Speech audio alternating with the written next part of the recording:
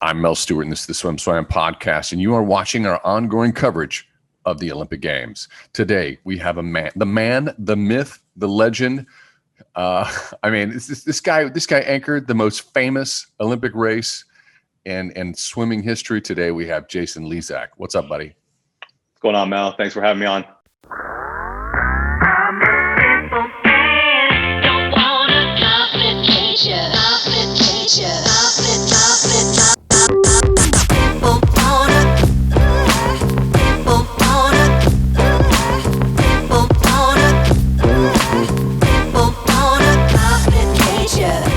Anybody in the world, if I could sit on the couch, eat popcorn, and have that Olympic experience with anyone watching the 4x1 or the medley relay, also, you're the guy. You're the guy. So what was your Olympic experience last night?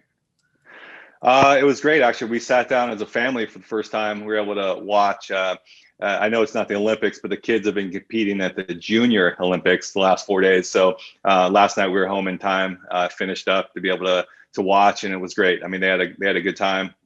They're starting to get into it a little bit. The boys are 9 and 11, and my little one's 5, so she wasn't quite there, but it was a lot of fun to see it. Duly noted. So as a dad, you're just making it home just in time to watch the Olympics. I like that. That's fun. As it stands right now, we Team USA 3:08.97 could not get past the 2008 world record anchored by you. You were 46 flat. Is that correct? Yeah.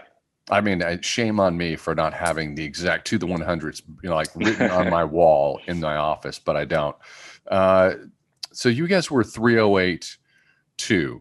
So it's, you were there. They were coming within striking range. And in all fairness, not fully suited. Italy's big surprise, getting the silver, 3:10.1, and Australia looked like they were going to eat it, and they went from 6th to 3rd with Kyle Chalmers anchor. The bronze, 3:10.2. Russia, whoa, buddy, big goose egg, 7th. A lot of people picked them to win. A lot of people said they were a threat to at least win. And who's Vlad Morozov? He's a 47.6 flat start. His relay flying start was a 48.1. Everyone wanted Kalishnikov to really. They thought he would do it.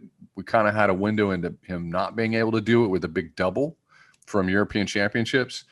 He's been a 47.3 flat start. He was at 48.4 after 20 minutes after going 52.2 in the 100 back.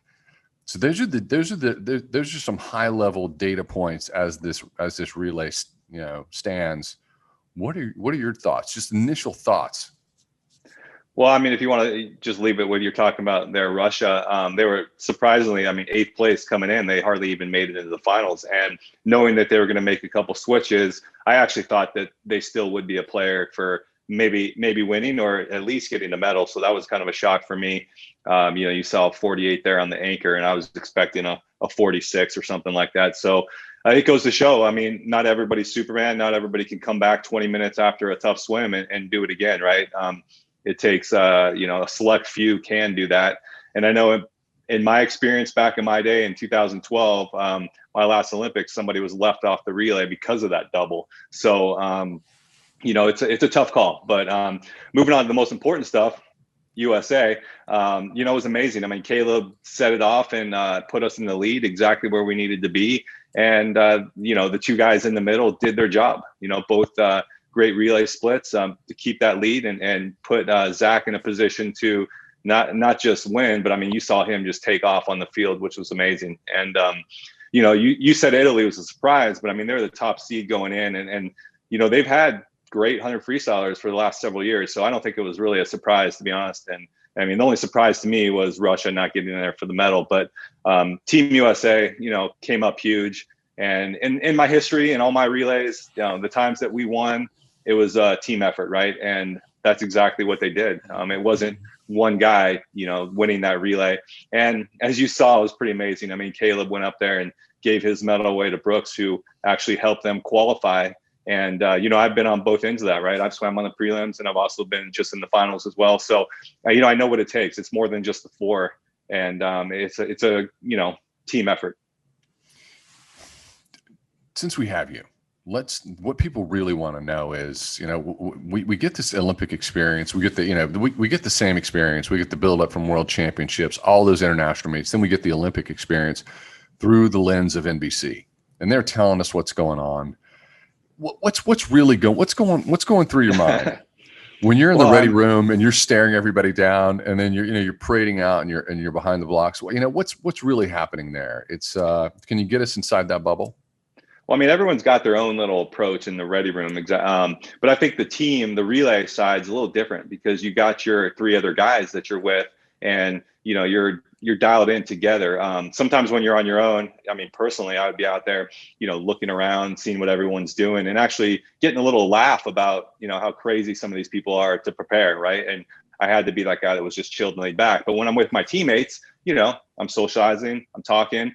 And at the biggest stage, I mean, in 2008, when, I really felt like for several years, we didn't really come together as a team. So, I was team captain, and I gave the little pep talk and, it made a difference. I mean, I think you bringing that team together and bonding together, whether you're best friends or not, you can put some of those things aside. I mean, it's just one race, and you're doing it for your teammates and for your country. And if you can understand that, you're going to take it to that next level. And I think that's what it takes to win at the Olympics, is not just 4 guys just swimming great swims, but 4 guys swimming great swims to that next level and doing it together. And when you want it for more than yourself, you're going to show that. And I think last night, all 4 of those guys showed that. I have now seen the documentary on Peacock, unpacking this race, and I mean, I know what happens. Anybody who's a swim fan knows what happens. But I was back in that space again, cold sweats building, the tension building, and so I refelt all those emotions again. It was incredibly well done. The one thing that jumped out to me, which is why I asked you the question on the front end, was, was Garrett Weber-Gale. And if I remember correctly, it was Garrett and Colin, to a degree, talking about their nerves and how they felt on the lead up to the 4x1 free final. And they basically said, you stepped in and you're like, you led. You made everybody like, we got this. And yeah. Finish. You want to go ahead and finish? No. It's and here's the thing. You and I know so much about swimming. We know so many inside stories. Sometimes I don't know if what I'm thinking is a part of a narrative that I'm seeing as media, or if it's part of the storylines that we share with each other, just traveling around the world. And I mean, I'll give you a little bit of history on that. I mean, those first 2 years, we might have had team captains on those teams and everything like that, but we didn't have necessarily a leader for that relay. And we had 4 guys just kind of walking up to the block to swim. And I wasn't what you want to call a natural born leader. I mean, I loved watching team sports, and, my idol growing up in other sports was Magic Johnson. And that guy's the epitome of a team leader, right? He was so unselfish. He would do whatever it takes to help his team win. It didn't matter how many points he scored. He just wanted the team to win. And although that wasn't me, that's who I had to be. And, I had to understand how to help these guys and how to come together. And it was actually 2 years prior, in 2006, where, I got voted team captain for the first time. And what they do is they vote the old guy for the team captain. So I had to take on that role and do something. And really, I didn't know how to lead the team. And, watching these other sports, I mean, you see how guys in football are smacking each other on their helmets, and in basketball, they're pushing them on the chest and yelling at them. And so I got these guys together before the race at the Pan Pacific Championships, and I did that approach. And it was so out of my character, but I looked at these guys like, wow, that really worked. And we got together and we broke a world record. And, 2 years later, I refined my approach, and it became more me. And it was really a simple talk, and it just had to deal with, like I mentioned earlier, it's a team and we all got to do it together. And, it's 4 guys, and instead of a 4x100, let's look at this as a 400 and go out and swim. And, I saw the same look in their eyes, and the determination and the willingness to actually go out there and do something was bigger than themselves. You have monkey mind. I've been on a relay. It wasn't the dream boy rock star relay. I was on a 4x2 relay, but I still had that experience on a lot of national teams. And I did feel like I had monkey mind. My head was bouncing all over the place, and it was a senior swimmer.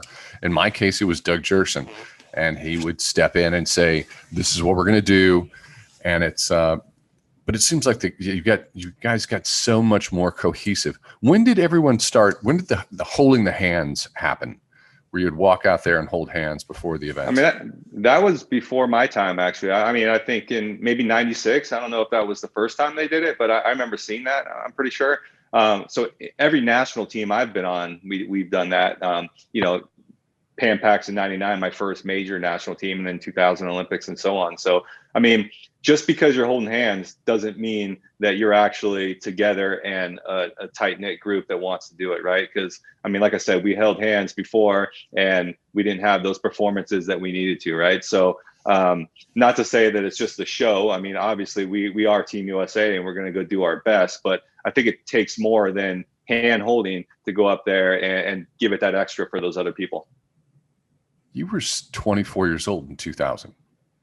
I mean, you were a mature, Huge you were a math. grown man, and your journey started then and it went through 2012. It's did you feel like did you have in your own head where you like, it needs to be this way? We need to be doing X, Y, and Z, and you just never your voice, you didn't voice it? No, it wasn't, because I didn't really know, to be honest with you. I actually learned after 2004. So in 2004, after the medley relay, I really put it together and I thought, wow, we're dominating this medley relay. There's such unselfishness, and we were together before that relay. I mean, I was swimming with three guys that were, training together at Texas, and they had this tight bond. But I was good friends with these guys because I grew up with Aaron Pearsall and swam on so many trips with these other two. And there was something special about that. And after that, I kind of reflected a little bit and realized that, it takes more than four amazing, talented people to go up and swim. We wind up dominating that race by 3 seconds in 2004 in the medley relay. And if you look, none of us swam individually awesome at that Olympics.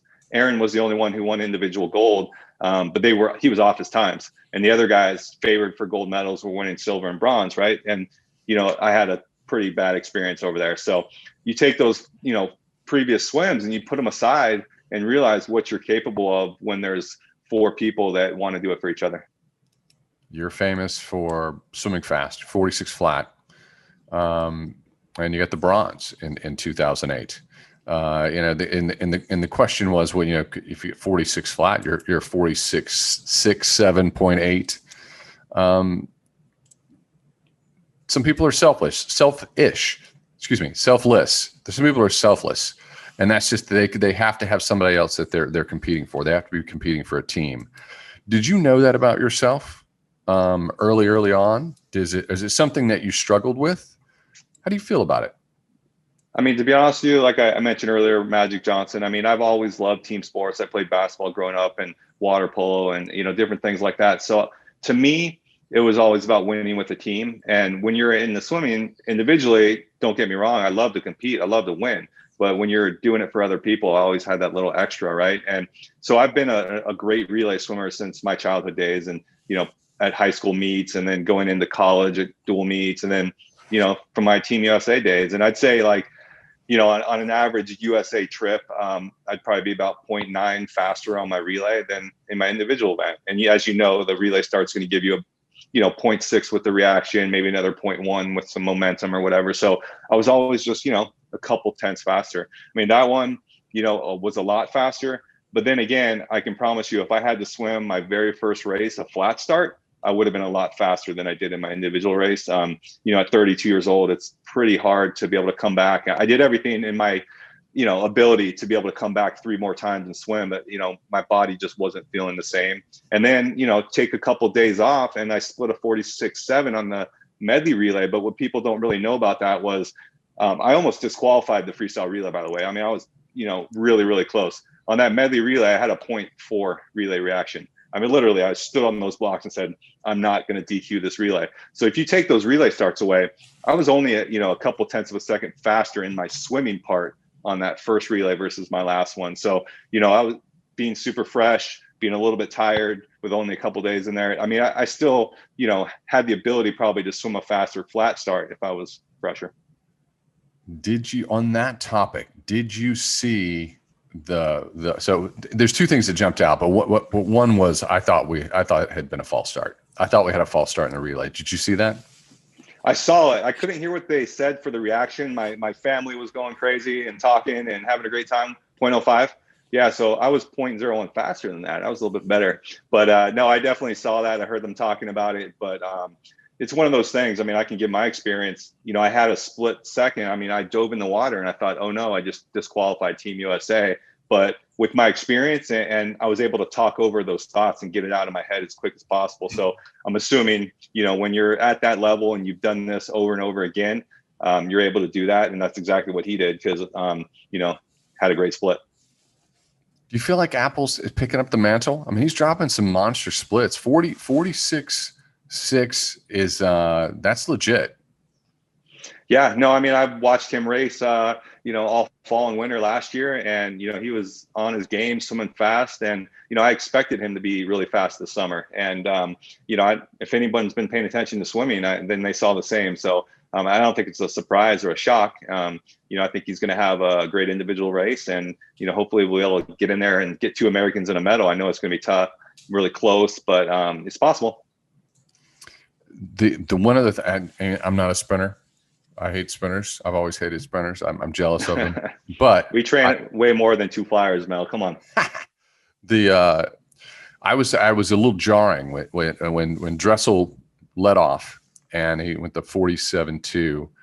It looked like he was galloping so much. I've never seen him gallop that much. He looked like he was bouncing up and down. What was going on there? I think he was watching some video and trying to copy my stroke, you know. I think I had the biggest bounce you would ever see. But no, I mean, to be honest with you, I don't know. You know, it looked a little different, like you said. But then again, you know, he has a lot of swims ahead of him.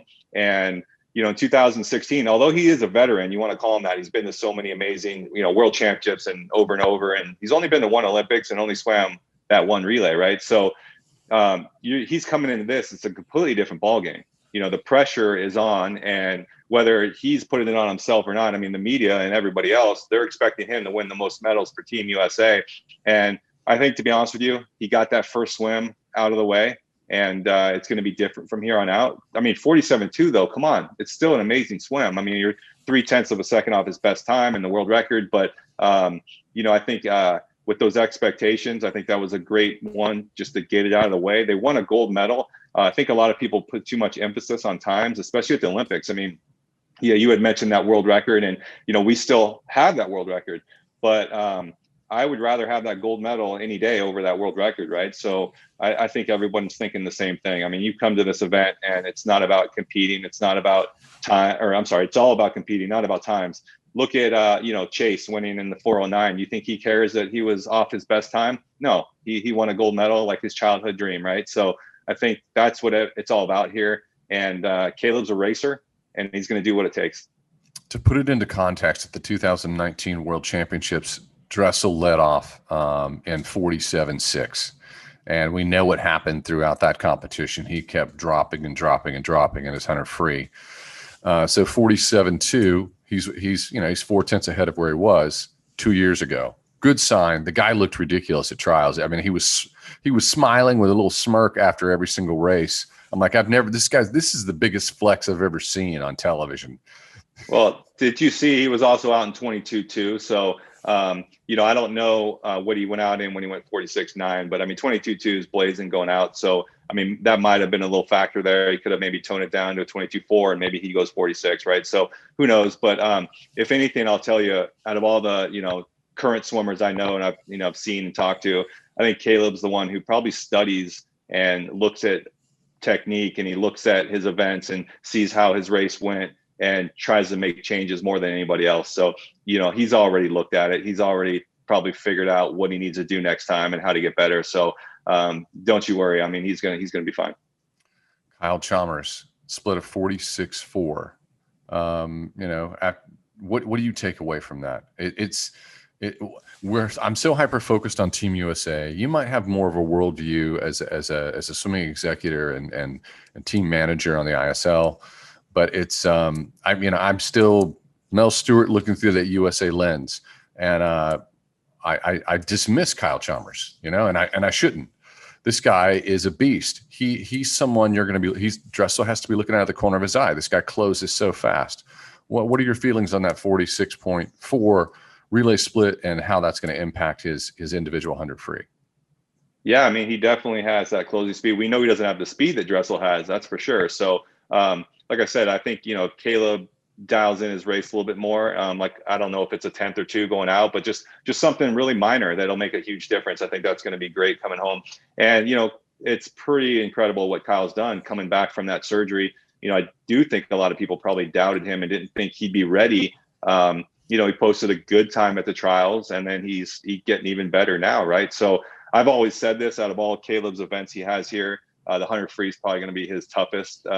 Not to say I don't think he's going to win gold, because I do, but I think this is going to be his toughest gold because of Kyle. And, you know, you got a 16-year-old dropping a 47.3 just last month, right? So, you know, it's going to be a tight race. And then as you saw, I think they're 47.5, another one leading off. And, you know, if the Russians do what they're capable of on a fresh one swim only, you know, we got a battle there.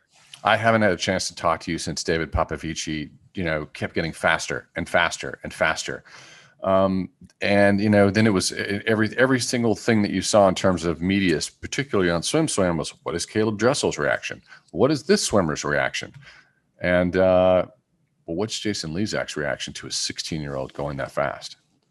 Yeah, well, I wanted to see that race. That's what I wanted to see. So I went online and I kind of checked it out, and I mean, it's incredible. I mean, the guy's 16, and as they mentioned last night, I believe he said something about he looks like a kid, right? I mean, he's not like this massively strong 16-year-old, but he is, I believe, 6'3" with like a 6'9" wingspan. So, and as you watch him swim, his arms are long, you know, watching that 200, how smooth it looked. And, you know, someone mentioned like, it, you know, reminds them of Popoff and the way he swam it versus these, you know, big, powerful swimmers now. Right. So his technique is dialed in, but what's really scary, I mean, they even mentioned it last night, his start, I mean, his underwater, it's not great. His turn is not great. You look at that stuff and you say, wow, you're going to improve on that. Man, this kid is going to be going quick once he gets that and puts on a little muscle. But you never know with the muscle factor. I mean, sometimes, you know, it doesn't work for everybody, and being leaner can be an advantage, right? But just on those few things, though, he's got a lot of room. And I don't know if it's going to happen here. You know, I still think Caleb's going to win this one in the individual, but he's going to have that competition for sure. I only got 2 more questions for you, and then I can let you you can say whatever you want to say, but I do have to bring up these last 2 things. Brent Hayden, 37 years old, leads off with a 47.99. Did you see that coming? I did not. You know, I saw he, I mean, not to say he was out of shape, but he didn't look like the same Brent Hayden in the fall that he had looked like before. And then I saw him at the trials, and he, you know, made the 50. And, you know, I didn't think he still had 100 in him, to be honest with you. I mean, it was hard. I mean, at 36 is when I retired, and training for that 100 was really, really hard. I mean, it was frustrating every day to not be able to do certain things in practice you knew that you needed to do to be successful. And, you know, for him to be able to do that, wow. Brent Hayden, big flex, 47.99. I mean, he is the star in Canada. That's a pretty cool thing. I'm when I think about you, I think, you know, I've been on the road. I've been to the ISL matches. As a little child, I always wanted there to be a professional swimming league where it was so exciting and it was made for television. And the ISL experience is you get an entire week of the Olympics in a match, and you really get it covered in 2 days. So how is this Olympic experience for you after being so immersed in ISL? I mean, watching it on TV, you know, I'm still an American. I still love my country, and I'm still cheering for these guys, right? So as amazing as ISL is, and you know, I think it's taking so many to another level, you know, there's something about watching and cheering for your country as well. So the one thing I want to ask these athletes, though, is, you know, at ISL, we have a show, as you mentioned. I mean, we got the lights, we got the music, and even no fans last year. You didn't feel like you walked out to no fans. I mean, it was something. It was energy. I want to know what's going on over there and how these guys are getting up to swim. I know in a relay situation, it's different because you have your whole team there behind you and you're ready to go. But in an individual race, I mean, it looks like it would be tough. And I can swim fast in a time trial because I've been in my home pool and jumped in the water, nobody around, and swam fast, but not as fast as I can swim when there's a crowd and there's energy. And so I'm interested to see the reaction from some of these people and how they feel about that. But like I said, I mean, ISL is taking swimming to another level, but also cheering for your country, and it's a great feeling. On the SwimSwam side, we were calculating the traffic levels, and we do this. We start tracking this, years out, and we track the run, and we can usually guess what's going to happen. But there's a couple gears, and the one gear is it's just an event. There's no records, and there's no world records, and we sort of know what that is. It's meh. And I would say that the excitement and the energy level. So we're tracking higher, but I anticipated it being a little bit higher, and the excitement level will be a little bit higher. Particularly, but we reached it with the 4x1 freestyle relay. We reached a peaking point where I'm like, oh my God, SwimSwam is going to be taken down. It's just buckle under the pressure. We want those moments at these times in history, and but what's your feeling watching this? It's you're looking at it through the lens of still being an athlete, and it's like, hey, this is there's no fans. Where are they at emotionally with their energy levels? But as a fan watching on television, what do you think the experience is?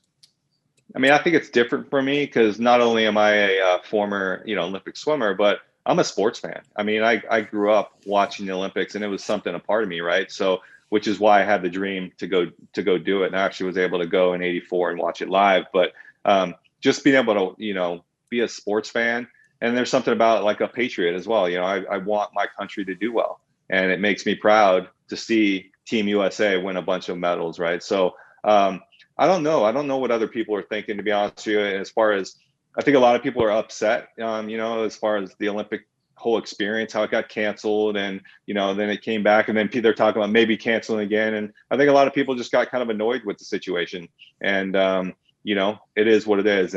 But you still have your diehards. I mean, your people who are really into their country and really into sports, they're still watching. But I think maybe a little less of the everyday viewer, where they're like, oh, I'm tired tonight, I'm not going to stay up and check this out or something like that. But I don't know, to be honest with you. I know SwimSwam, like you said, I clicked on one of your articles, there was like 1,000 responses to something. I was like, wow, I don't even know how you guys can keep up with that. But I'm sure Braden probably read every one of them and chimed in where he had to. But anyways, yeah, I mean, it's it's the Olympics and people are watching, but whether the numbers are slightly down, it's not me. I'm watching. I'm watching too, obviously. So as we close out here, what are you looking forward to in the days ahead? I mean, coming into this, to be honest with you, you look at paper, and I always tell people I hate looking at paper because, like I said, Russia, they should have won that relay. You put it on paper, they should win. But Team USA didn't have the numbers and didn't have what you would expect a normal Team USA to have. And then they go out there in that first, day and win 2 medals in the 4 IM, and then, 2 medals in the other 4 IM. And you're like, wow, I mean, this, we know paper doesn't matter. And, there's something about stepping up, representing your country, and doing something special. And I think they started off on a good tone, and I can kind of relate that back to 2000.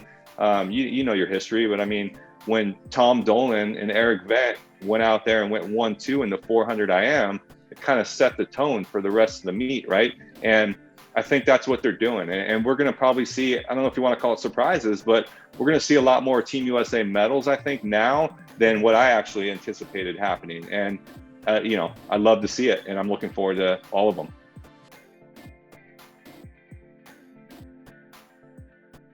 You've been listening to the SwimSwam podcast. Stay tuned for new episodes every week. You can take SwimSwam podcast on the go by subscribing on your favorite podcast platform. Look for links in the description below, and be sure to subscribe to our YouTube channel for more videos as well.